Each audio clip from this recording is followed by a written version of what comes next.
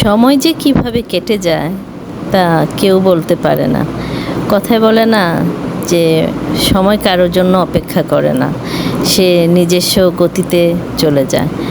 তো সবাইকে জানাই পহেলা বৈশাখের শুভেচ্ছা, কিন্তু আমাদের জন্য না। আমরা জাস্ট 14 তারিখে পহেলা বৈশাখটা করি না, সেটা আমাদের থাকে হলো চৈত্র সংক্রান্তি, আর আমরা করব 15 তারিখে আগামীকাল। যাই হোক, তো আজকে আমাদের নিরামিষ খেতে হবে, তো একটু রেসিপিটা আপনাদের সাথে শেয়ার করছি। হ্যাঁ, আপনারা সবাই ভালো আছেন তো?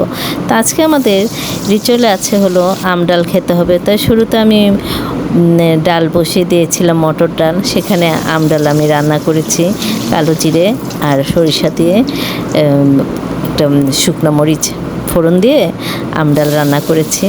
আর সাথে 5 রকমের ভাজা ভেজে নিচ্ছি, দেখতেই পাচ্ছেন।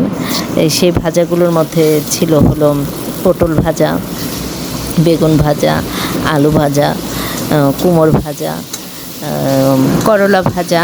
এরপর আর একটা রসা রান্না করেছি, সেটা হলো আলু পটল আর কাঁচা কলা দিয়ে। তো প্রথমে আমি কড়াইতে তেল দিয়ে, তেলের মধ্যে একটা তেজপাতা ফোড়ন দিয়ে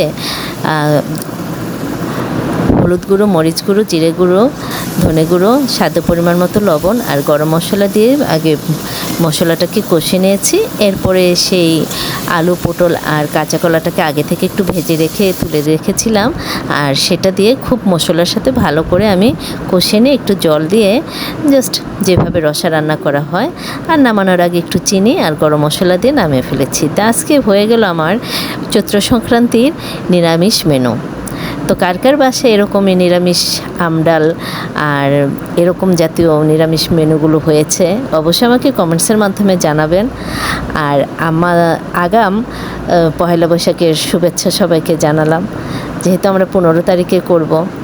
তো শুভ নববর্ষ, সবাই ভালো থাকবেন, সুস্থ থাকবেন। আর আমার এই রেসিপিগুলো কেমন লেগেছে অবশ্যই আমাকে একটু লাইক, কমেন্টস, শেয়ারের মাধ্যমে জানিয়ে দেবেন। ওকে, বাই।